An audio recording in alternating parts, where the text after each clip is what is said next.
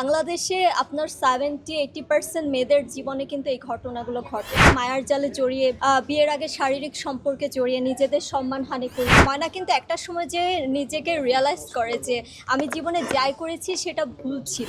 আমি আমার মেয়েকে আরও সাবধানে রাখবো, যেন আমার ফুলের মতো পবিত্র মেয়েটা যেন অপবিত্র না হয়। আমার যে সম্পদটা এটা আমার হাজব্যান্ডের জন্য, ফিউচার যে আমার হাজব্যান্ড হবে তার জন্য, এটা আমার প্রেমিকের জন্য না। বিয়ের আগে যেটা আসলে একটা শারীরিক সম্পর্ক, সেটা ছেলে মেয়ের গার্লফ্রেন্ড বয়ফ্রেন্ড যাই হোক, এটা কিন্তু জেনা বলা হয়। কিন্তু ওই বয়সটা আসলে আমরা নিজেকে কন্ট্রোল করতে পারি না। আমার সেফটি কিন্তু আপনার হাতে বা খোকন ভাইয়ের হাতে বা আমার পরিচালক বা আমার হিরো যারাই আছে, তারা যদি সুযোগ না নিয়ে যদি সুবিধা নিতে যায় তাহলে তো আমি মানে হলে আসিনি। আমি ময়না হয়ে সবার মাঝে বসে সিনেমা দেখেছি এবং প্রত্যেকে খুব বেশি এনজয় করেছে।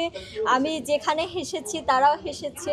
মানে আমি অ্যাক্টিং নিয়ে যেই গেমটা খেলেছি সেটা আমি আসলে আমার মনে হয় যে অনেকখানি পেরেছি, যেহেতু সবাই অনেকে আমার প্রশংসা করেছে এবং বলল যে আমরা ইন্ডাস্ট্রিতে আরও একজন ভালো অভিনেত্রী পেলাম। তো এটা আমার জন্য বড় একটা অ্যাচিভমেন্ট। হ্যাঁ, যেহেতু এটা আমার সেকেন্ড ফিল্ম, বড় পর্দায় আমি দেখছি, তো আমার নতুন হিসেবে আমার মনে হয়েছিল যে মানুষের শিক্ষার কিন্তু শেষ নেই। ঠিক আছে, আমি যদি আজকে ভালো অভিনয় করতে না পারি, ইন ফিউচারে আমি অন্য সিনেমায় আরও ভালো অভিনয় করার ট্রাই করব এবং আবার অডিয়েন্সরা যদি হলে এসে আমার ভুল ধরিয়ে দিতে পারে তাহলে আমি ইনশাল্লাহ ট্রাই করবো আরও ভালো অভিনয় করার। আমার মনে হয় যে আসলেই দরকার ময়না ক্যারেক্টারটা নিয়ে ভাবার একটা বিষয়, কারণ বাংলাদেশে আপনার 70-80% মেয়েদের জীবনে কিন্তু এই ঘটনাগুলো ঘটে। আমরা কিন্তু বলতে গেলে যে আমাদের যে যৌবনের যে বয়সটা, তখন কিন্তু আমরা নিজেরা কন্ট্রোল করতে পারি না। অনেক সময় অনেক মায়ার জালে জড়িয়ে অনেকভাবে বিয়ের আগে শারীরিক সম্পর্কে জড়িয়ে নিজেদের সম্মানহানি করি, বাবা মার বিশ্বাস নষ্ট করি। কিন্তু বয়সের একটা সময় আমি ফিল করি যে আমি যে সময়টায় প্রেম করেছিলাম, যে সময়টা আমি আমাকে অন্যের মাঝে দিয়েছিলাম, সেটা আসলে আমার একটা ভুল সময় ছিল।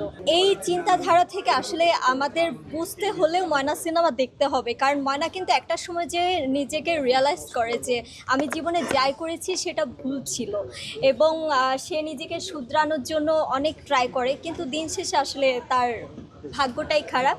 তো ময়না যে ক্যারেক্টারটা, গল্পটা, এটা কিন্তু রিয়েল একটা স্টোরি। তো এই স্টোরিটার ময়নাটাকে আসলে সেটা এখন বলা যাবে না, বাট বাস্তব একটা স্টোরি নিয়ে আমার এই ময়না সিনেমাটা নির্মাণ করা হয়েছে। যদি এখানে ধরেন গার্লফ্রেন্ড বয়ফ্রেন্ড, অভিভাবক বা বাচ্চারা যদি আসে সিনেমা দেখতে, তারা তখন নিজের লাইফের সাথে এটা রিলেট করতে পারবে যে না, আমি আমার মেয়েকে আরও সাবধানে রাখবো, যেন আমার ফুলের মতো পবিত্র মেয়েটা যেন অপবিত্র না হয়।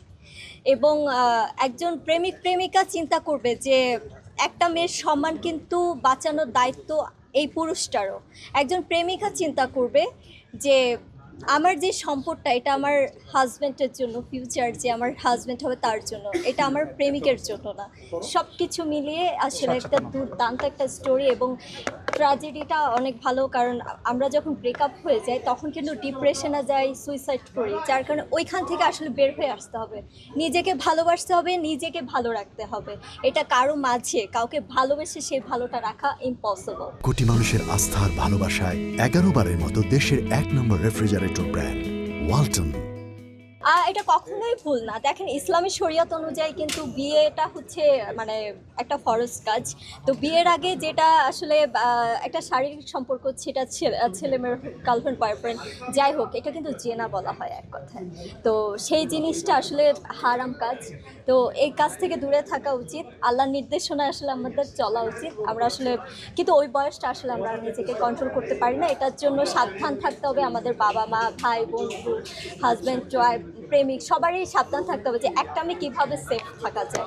আমার সেফটি কিন্তু আপনার হাতে বা খোকন ভাইয়ের হাতে বা আমার পরিচালক বা আমার হিরো যারাই আছে, তারা যদি সুযোগ না নিয়ে যদি সুবিধা নিতে যায় তাহলে তো আমি অ্যাকচুয়ালি ওনাদের দেখে কিন্তু আমার বড় পর্দায় কাজ করার ইচ্ছা হয়েছিল এবং বড় পর্দায় আমি কাজ করতে চাই। আমার যত স্ট্রাগল, আমার সাধনা, সব কিছু আমি নিজেকে বড় পর্দায় দেখব এবং ইন্ডাস্ট্রিতে এসেছিও আমি সিনেমার মাধ্যমে বড় পর্দায় আসবো।